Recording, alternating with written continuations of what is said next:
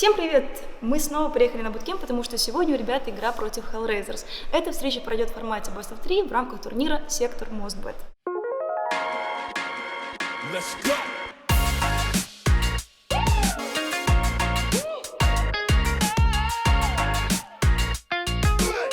Стоит также отметить, что пути Na'Vi Junior и Hellraisers уже ранее пересекались, и тогда эта встреча закончилась победой нашего коллектива. Я очень сильно надеюсь, что сегодня ребята смогут показать красивую и достойную игру и взять еще одну победу к себе в копилочку. Подготовки прям какой-то не было. Мы просто просмотрели прошлую игру, которую мы против них сыграли, сделали выводы и все.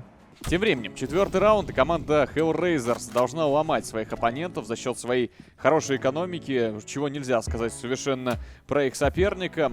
Паш, пойдешь на воду со мной? Да.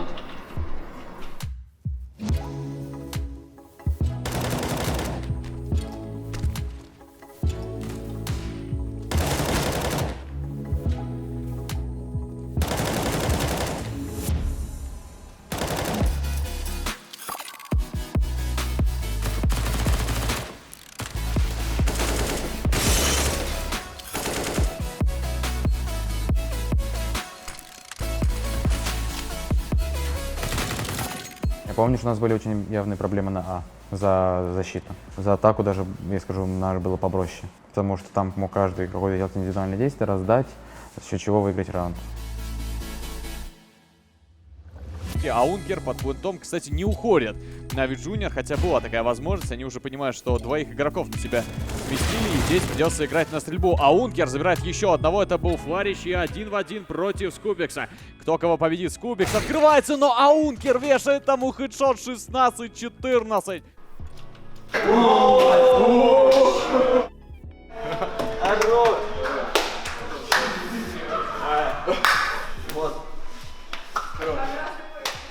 Это была жаркая карта, ребята забрали оверпас. Мне кажется, очень хорошего начала, такая заявочка на успех, но тем не менее не стоит расслабляться, потому что в предыдущей игре с Hellraisers ребята тоже забрали пик соперника, но, к сожалению, свой пик проиграли. Я надеюсь, что в этот раз так не будет, поэтому болеем за парней и поднимаем щиты.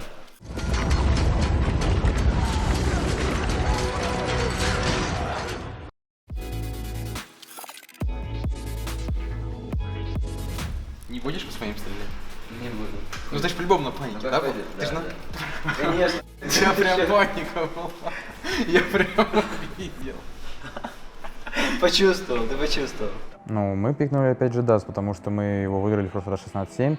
И, скажем так, мы были уверены в этой карте, что мы ее сможем выиграть еще раз.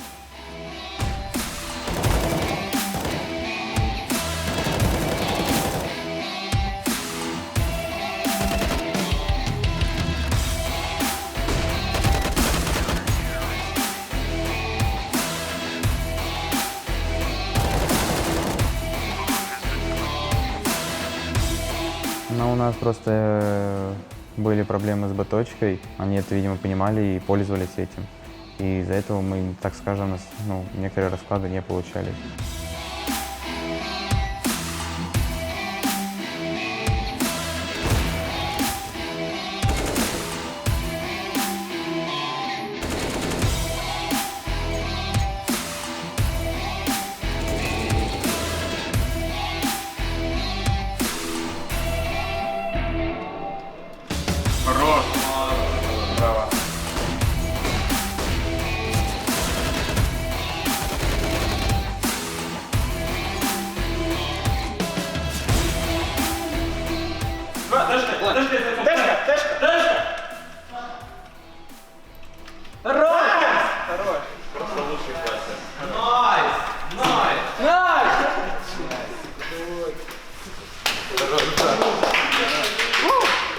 Один в один ты с Авиком, ты достаешь Авик, я, пожалуйста, попади, пожалуйста. Попади, да, я тоже. Я понимаю, сейчас самое время показать, как я дрочил этот Сколько ты клатча 3 выиграл или 4?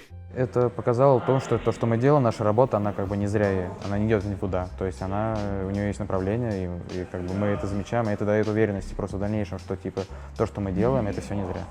Вы смогли закрыть Hellraisers с счетом 2-0.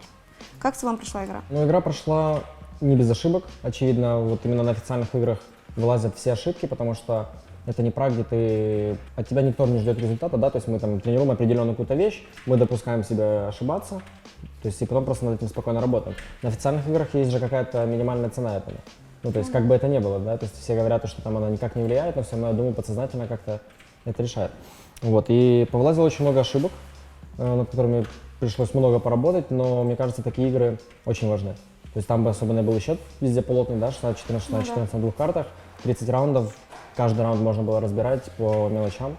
Вот, а игра, где-то повезло нам, где-то повезло сопернику, из-за этого навязалась такая очень сильная борьба. То есть у нас было что им предложить, да, по нашей подготовке команды, ну и, в принципе, индивидуально мы, я считаю, неплохо отыграли.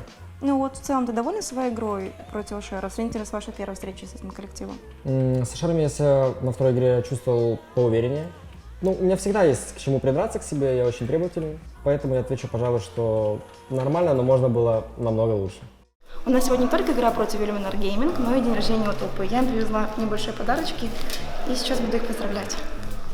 Топа, от лица Нави, от твоей команды, мы поздравляем тебя с днем рождения, пришлю тебе маленькие подарочки, желаем, чтобы все у тебя было здорово, оставайся таким же классным, крутым, офигенным и побольше тебе успехов на киберспортивной арене. Спасибо. Так, это тебе. Но у нас еще было в сентябре день рождения у Андрея Вайтсмита, поэтому это еще маленький подарок. Да.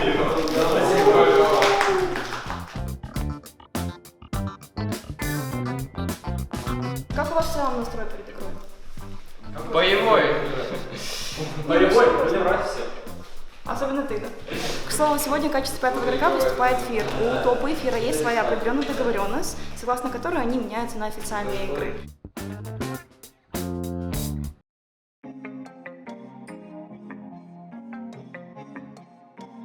Я смотрю игру, потому что я как капитан должен понимать, что делают противники, чтобы можно было там дать кол какой-то, либо понять ситуацию на карте. И также против Айка, который играет, чтобы понимать, как можно против него сыграть.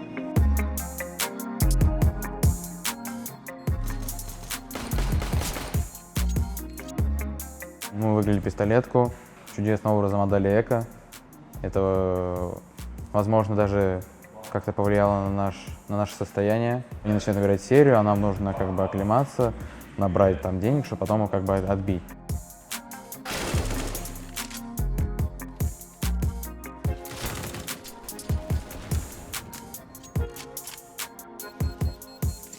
То, что мы пытались сделать, у нас не получалось. Там были такие моменты, которые мы испытывали против других. То есть против нас не делали никаких-то вещей, которые делали они. И это создало, так скажем, дискомфорт в игре. Кажется, ситуация 4 в 3, и Innocent все это время находился в коврах, и сейчас может удивить Господарова. Последний опорник на это Ункер, он под коврами, есть по нему инфа, он подгорел, открывается, его слишком легко забирает Innocent, как-то жестко, такое ощущение, что Innocent даже не услышал, что оппонент подгорел. Тем не менее, фраг есть, и Фир остается 1 в 4, это ГГ, это 16-12 для польского коллектива.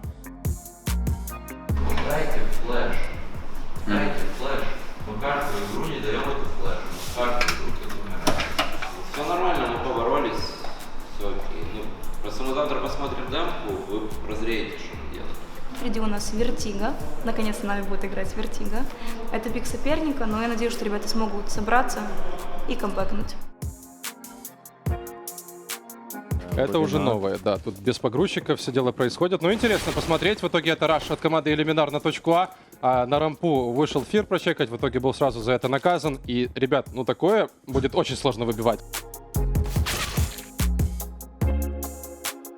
У нас вначале были проблемы с экономикой, что я даже не мог взять АВП. А на Вертига на А, например, очень за защиту очень важно иметь АВП, потому что без него типа играть в отдачу можно, но мы такое еще не разбирали, и нам тяжело было справиться с этой задачей.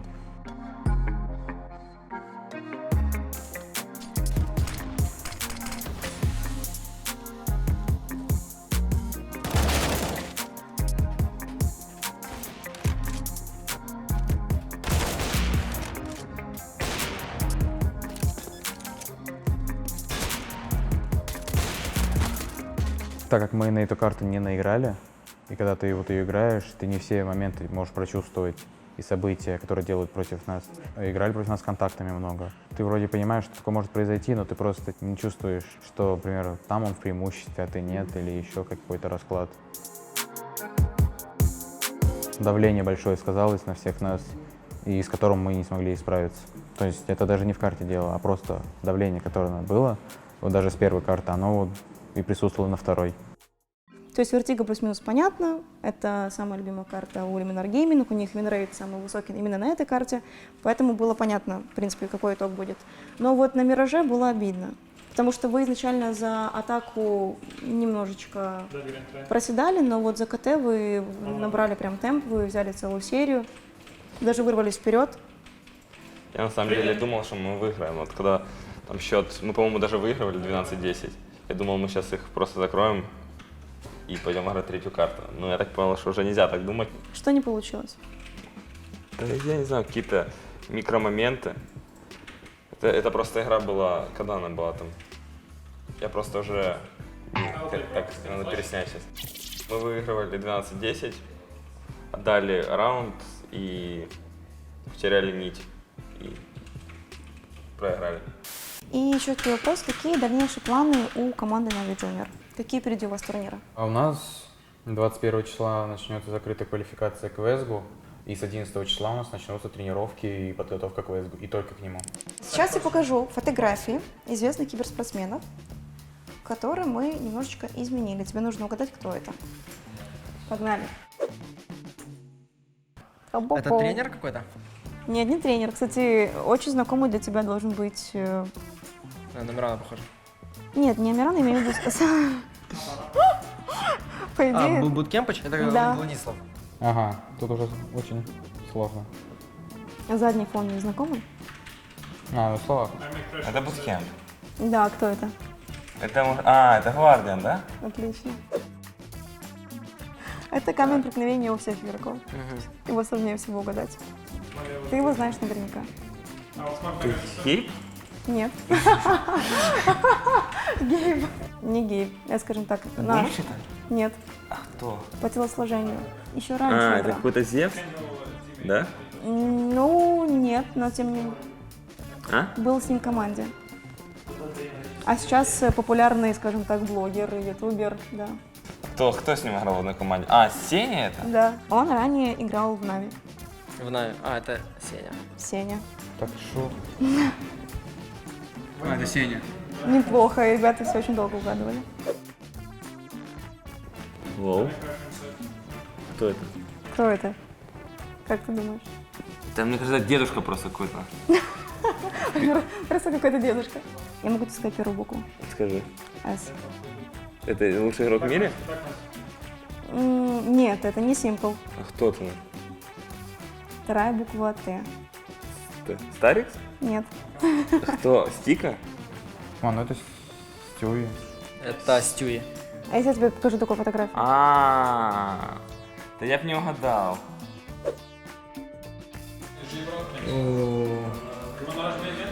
Кто же это может быть? Он имеет отношение к Na'Vi. Имел отношение к Na'Vi. Имел отношение До недавнего времени. Он был игроком? Иногда да. В свое время он заменял одного из игроков Na'Vi. Старикс? Нет. Кто? Это тот человек, который присутствует на... Кейн? Да. Очень так сложно. Подожди. Этот член команды, который стоит всегда за спинами игроков. Это тренер. Это тренер Кейн? Кейн. Кейн. С первого раза. И в конце ты можешь сказать пару слов своим фанатам, людям, которые тебя поддерживают. Инстаграмчик как бы тут. Всем хорошего дня. Пока.